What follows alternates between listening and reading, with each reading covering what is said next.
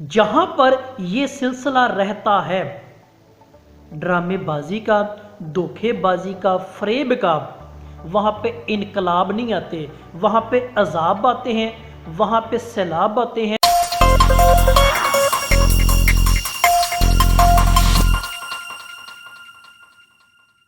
अजीज नाजरीन ग्रामी, तलबा और तालिबात, दोस्तों और साथियों, उम्मीद करता हूँ कि आप सब खैरियत से होंगे। आपके लिए हमेशा मैं दुआ गो कि खुदा कद्दूस आपको आपकी इल्मी सरगर्मी में कामयाबी और कामरानी अता फरमाए, और ख़ास कर इन हालात व वाक़यात में जो मौजूदा अफरा तफरी हैं, तालीम के साथ तरबियत का उनसर भी वो साथ साथ रखे। उर्दू अदब के मैदान में बहुत से शुरा ने अपने कलम के ज़रिए हमारे इर्द गिर्द मुआशरे में होने वाले वाक़यात को कलमबंद किया है, और इस मुआशरे में रहने वाले हर फ़र्द की जो रहनुमाई, तालीम और तरबियत दोनों के एतबार से वो की है। इसी हवाले से हसरत मोहानी एक उर्दू अदब के बड़े ही उम्दा शायर जिसको रईसुल मुतगज़्ज़लीन के नाम से वो जानते हैं, हम भी जानते हैं, अदब इस बात की अक्कासी भी करता है। आज हम उनकी शायरी में जो मरकज़ दर्द भरे सवालात हैं उन पर हम थोड़ी सी मुख्तसर तौर पर गुफ्तगू करेंगे। हर शायर का जो असलूब वो अपनी मिसाल आप होता है। इसी हवाला से हसरत मोहानी सवाल करने और जवाब मांगने के हक़ में वो बात करते हैं, क्योंकि जिस तरह के आज के हालात हैं तकरीबन माजी से ये मिलते जुलते ही हैं। कोई इसमें को रत्ती बराबर भी कह ले तो चेंजिंग नहीं आई है। वो तो इसी लिहाज से तो वो ख़ास कर मौजूदा सूरत हाल और इसमें तकरीब कारों की जो जानदार अक्कासी सवालात व जवाबात मांगने की सूरत में है। उनकी इस शायरी का जो असलूब वो टक्कर के लोगों से है, यानी तहकीक से भरपूर है, तहकीक से भरपूर सामना करने के सवालात हैं और वो उनसे जवाबात तलब करते हैं। तो इसके पस मंज़र में हमें जो फरेब कोशिश करने की, जो तकरीब कारी करने की जो मिसाल और गुलामाने वक्त उनकी अक्कासी करते हैं और कब तक के अंदाज में वो सवाल पूछते हैं, और दूसरी तरफ तहकीक और तनकीद का दामन भी बड़ा गालिब नज़र आता है।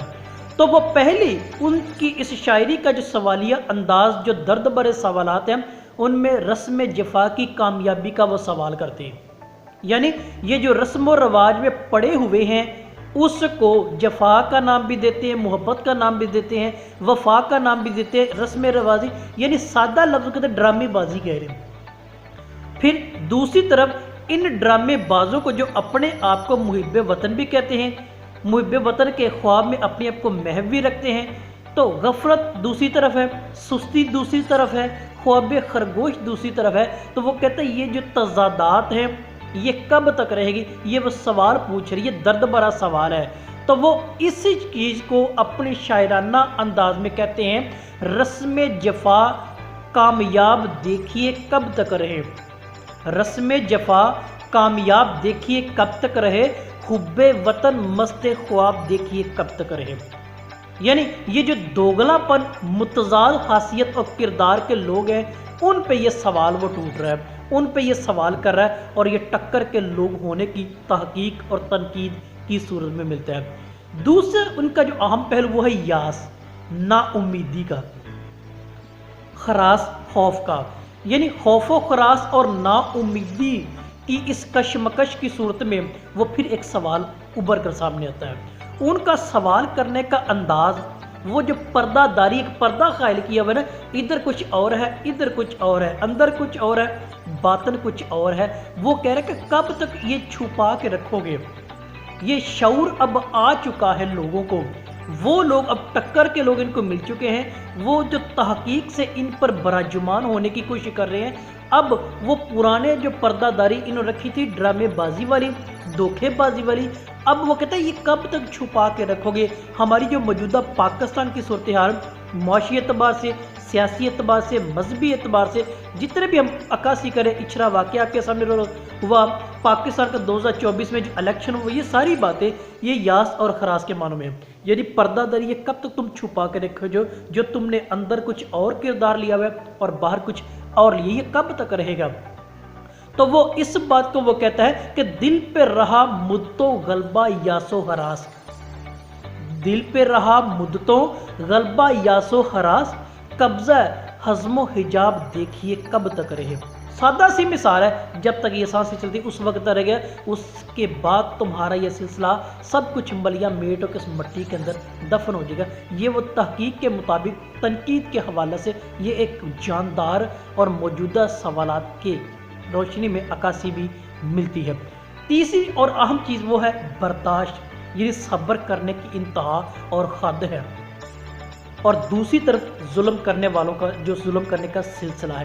ایک طرف ظلم کرنے والا ہے اور دوسری طرف ظلم برداشت کرنے والا ہے، تو وہ یہ سوال پوچھ رہا ہے کہ یہ سلسلہ کب تک رہے گا؟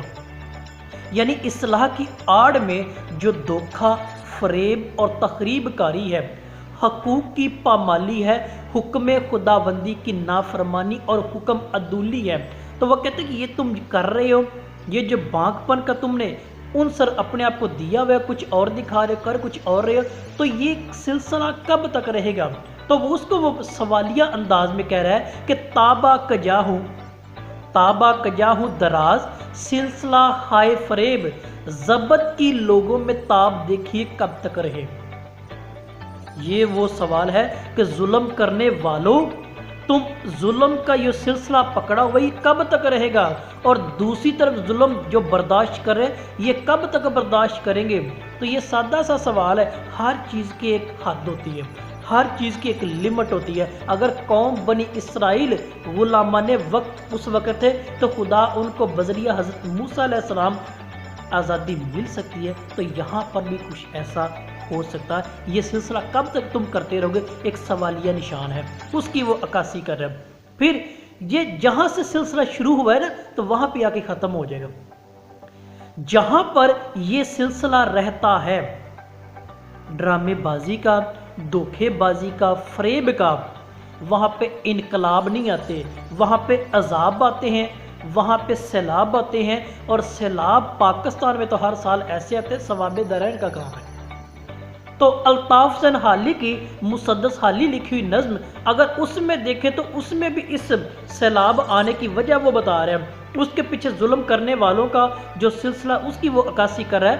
کمال ان میں رہتے ہیں باقی نہ جوہر، کمال ان میں رہتے ہیں باقی نہ جوہر، نہ عقل ان کی ہادی، نہ دین ان کا رہبر۔ جہاں پر دین کی رہبری ختم ہو جائے، ان کے اندر جوہر فن ختم ہو جائے، ظلم کا سلسلہ بسلسلہ چلتا رہے، نسل در نسل چلتا رہا ہے، تو وہاں پر یہی سلسلہ ہوتا ہے، یہی انداز ہوتا ہے کہ اسی چیز کو حضرت موہانی نے اپنے انداز میں کیا ہے۔ پردہ اصلاح میں کوشش تخریب کا، پردہ اصلاح میں کوشش تخریب کا، حلقے خدا پر عذاب دیکھیے کب تک رہے۔ اب یہ جو ہر سال پاکستان میں سیلاب آتا ہے، کبھی کرونا وائرس آ جاتا ہے، اس کے بعد نمونیا آ جاتا ہے، اس کے بعد ڈینگی وائرس آ جاتا ہے، یہ وہ عذاب ہے خلق خدا پر، جو اس کے پیچھے ظلم کی داستان ایک برپا ہو کر ہمارے سامنے وہ ملتی ہے۔ آزادی کی وہ حسرت اور تمنا پہ وہ بات کرتا ہے۔ سوال ہے کہ یہ تم آزادی تو کہتے ہو کہ ہم نے 1947 میں آزادی تو لے لی، ہم آزاد ہو گئے، کہ وہ کہتے ہیں یہ کیسی تمہاری حسرت اور تمنا آزادی کی ہے؟ یہ وقت آنے والا بتاتا ہے کہ کیا تم آزاد ہو، کیا تم غلام ہو۔ وہ وقت بتاتا ہے جو اس وقت کے غلاموں پر تم کر رہے ہوتے ہو۔ وہ بادشاہ ہے، وہ وزیر اعظم ہے، وہ صدر ہے، وہ ایک چودھری ہے، وہ ایک ذمہ دار ہے، وہ ایک مالدار شخص ہے۔ وہ کہتے ہیں تمہارے اندر یہ درینہ دشمنی کا جو کینہ ہے نا، یہ دل میں بیٹھا ہوا ہے، اور یہ تم کب تک کرو گے؟ ہر شعر کے اندر وہ سوال پوچھ رہا ہے، سوال اس کا حق ہے، جواب وہ مانگ رہا ہے۔ یعنی الطاف حسین حالی اسی چیز کو مزید بیان کرتا ہے، نہ مظلوم کی آہوازاری سے ڈرنا، نہ مفلوق کے حال پہ رحم کرنا۔ تو سوال یہ پوچھ رہا ہے یہ تم کب تک کرو گے، کب تک کرو گے؟ کیونکہ ایک بات تو واضح ہے، جب تک یہ سانس چل رہی ہے۔ تو اسی چیز کو وہ حسرت موہانی سوالیہ انداز میں پوچھ رہا ہے کہ حسرت آزاد پر جورے غلامان وقت، از راہ بغض و عتاب دیکھیے کب تک رہے۔ یہ جو کب تک ایک سوال ہے ہر اس بندے کی زندگی پر جو اس وقت ان حالات و واقعات میں بھی چپ کریے بیٹھا ہے، اور دوسری طرف وہ ظلم کی داستان برپا کیے ہوئے ہے، غلامی اور آزادی کی تمنا اپنے دل میں۔ تو یہ کب تک رہے؟ جب تک سانسیں چل رہی ہیں۔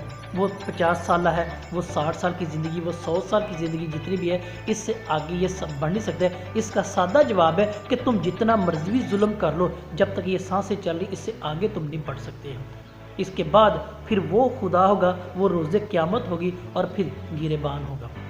یہ حسرت موہانی کا انداز، اور ہمیں آج یہ بطور درد بھرے سوالات کی صورت میں وہ پوچھ رہا ہے، کہہ رہا ہے، کیونکہ یہ ٹکر کے سوالات ہیں، یہ ٹکر کی تحقیق ہے اور ٹکر کی تنقید ہے۔